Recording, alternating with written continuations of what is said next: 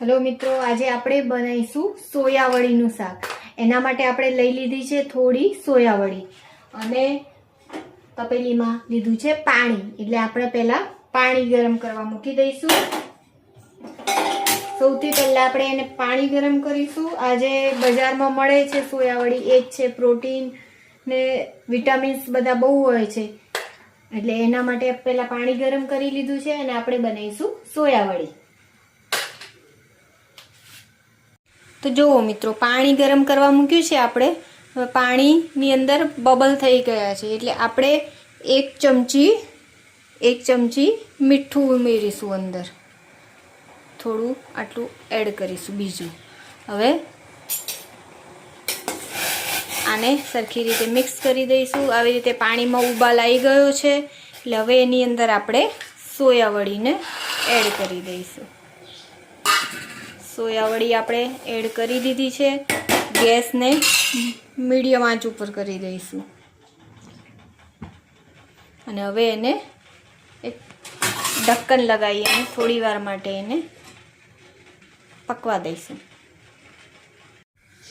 હવે આપણે એને ઉકાળી દીધી છે પાણીમાં। 5 મિનિટ થઈ ગયા છે। જો હવે ફૂલીને મોટી થઈ ગઈ છે એટલે હવે આપણે ગેસને કરી દઈશું બંધ। હવે આપણે છે ને આને એક ચાળણીની અંદર પાણી નીકાળી દઈશું આવી રીતે। હવે આવી રીતે એને ઠંડુ કરવા મૂકી દઈશું। ચાળણીની અંદર આપણે નીકાળી દીધી છે। હવે થોડી વાર એને રેસ્ટ પર મૂકીએ। હવે છે ને આપણે નિતારીને મૂકી હતી ચાળણીમાં, એને હવે ઠંડી થઈ ગઈ છે એટલે એમાંથી આપણે પાણી જે છે વધારાનું એને નીકાળી લઈશું આવી રીતે। જો પાણી નીકળી રહ્યું છે ને, એવી રીતે પાણી નીકાળી અને એક વાસણની અંદર આપણે મૂકી દઈએ।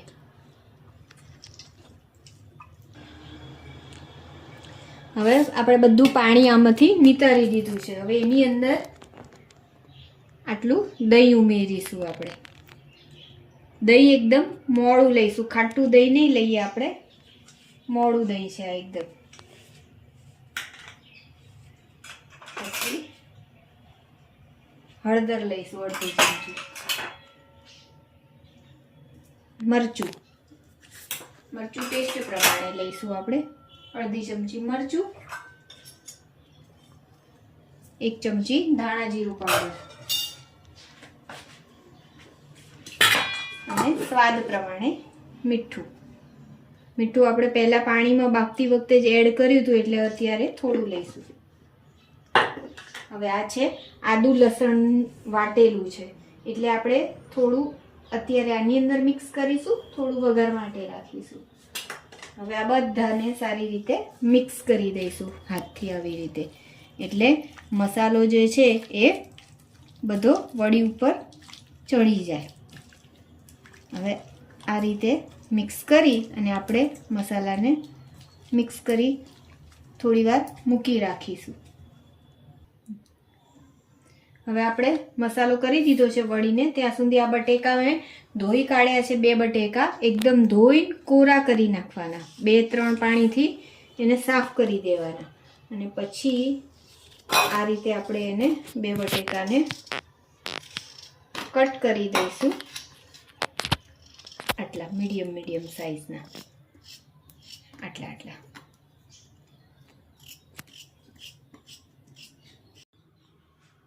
હવે આપણે એક તાંસળું મૂકી દીધું છે, એની અંદર આપણે તેલ લઈ લઈશું।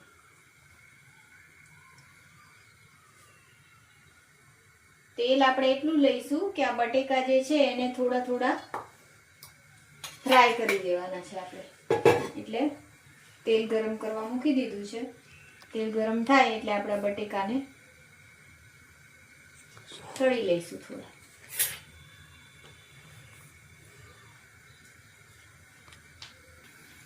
તેલ ગરમ થઈ ગયું છે એટલે આપણે બટેકાને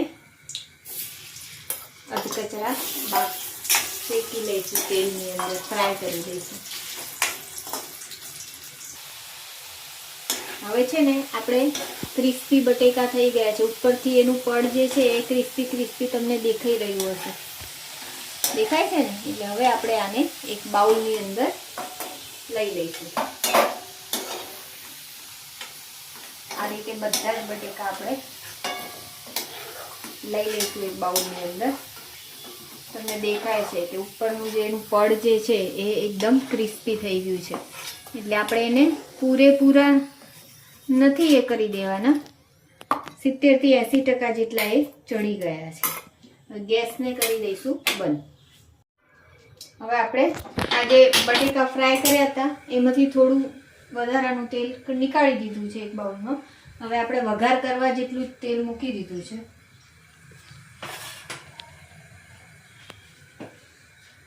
હવે વઘાર આવે ત્યાં સુધી આપણે રાહ જોઈએ.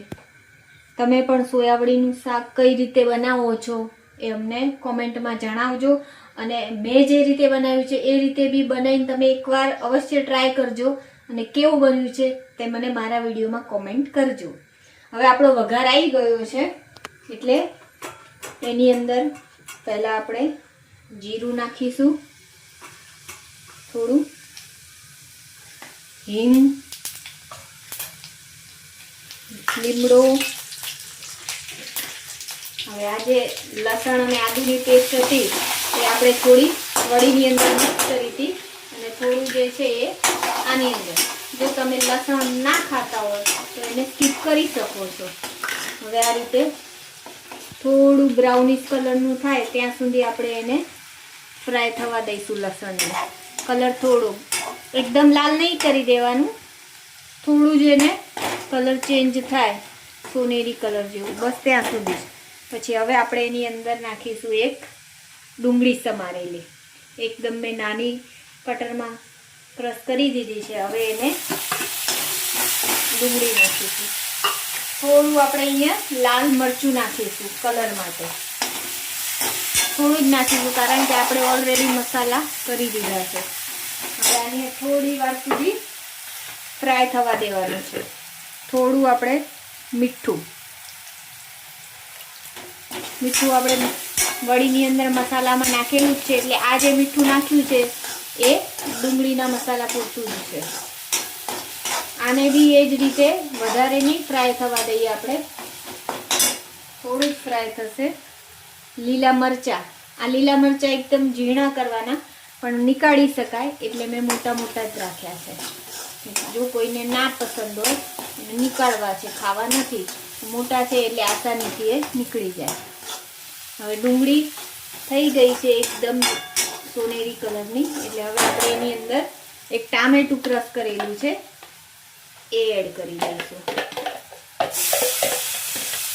એને પણ થોડી વાર માટે ફ્રાય થવા દઈશું. ગેસ મીડિયમ આંચ પર રાખીશું.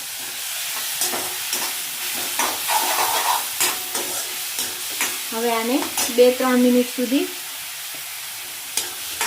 પકાવવા દઈશું.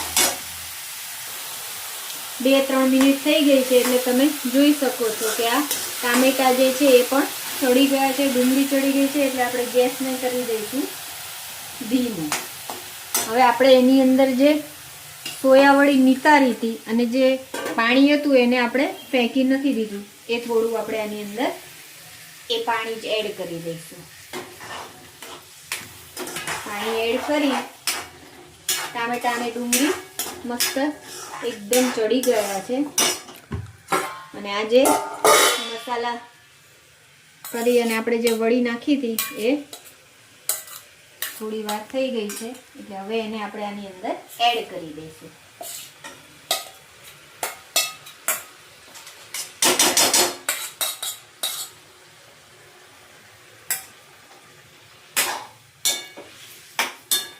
આ મસાલાની અંદર પણ આપણે થોડું પાણી લઈ અને આ બી આપણે એની અંદર એડ કરી દઈશું એટલે જે મસાલો જે છે બધો એ આની અંદર મિક્સ થઈ જાય અને ગ્રેવી સરસ બને. હવે ગેસ કરી દઈશું મીડિયમ આંચ ઉપર.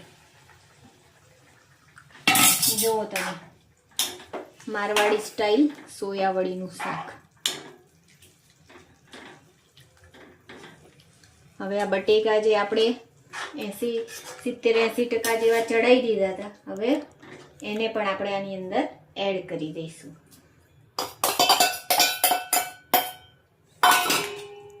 બટેકા અને થોડો ગરમ મસાલો, થોડું પાણી એડ કરીશું.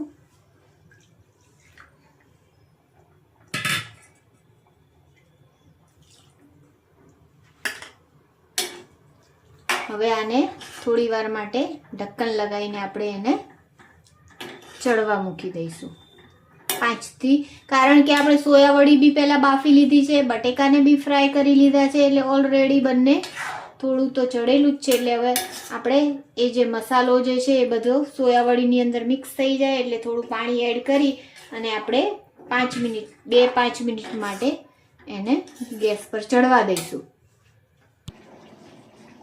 હવે આપણે સબ્જી થઈ ગઈ છે, જો બસ એને ઓલમોસ્ટ થઈ જ ગઈ છે, થોડી વાર બાકી છે. હવે આપણે એને ગાર્નિશિંગ કરવા માટે આ કોથમીર છે એને સમારી લઈશું. અને આ જે છે લીલી મેથી છે, કારણ કે કસૂરી મેથી નાખવાની છે, પણ અત્યારે મારી પાસે કસૂરી મેથી ખલાસ થઈ ગઈ છે એટલે મેં લીલી મેથી અને ઉપરથી ગાર્નિશિંગ માટે ધાણા.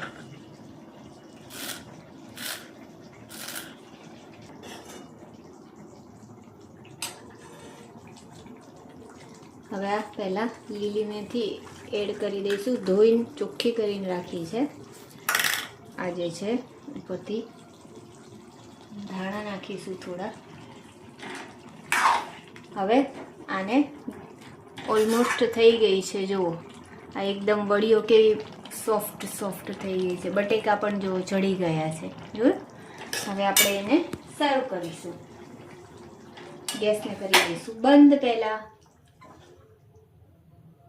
જો સબ્જી કેવી બની ગઈ છે, મસ્ત. પરોઠા, ભાખરી, રોટલી જેની બી સાથે તમારે ખાવી હોય એની સાથે ઉપરથી થોડા ધાણા. જુઓ મિત્રો, આપણું શાક તૈયાર છે, સોયાવડીનું મસ્ત મારવાડી શાક. તમે પણ આ રીતે બનાવીને જોજો અને કેવું બને છે એ મને અવશ્ય જણાવજો. તો જુઓ સબ્જી તૈયાર છે, તો ચલો ખાવા.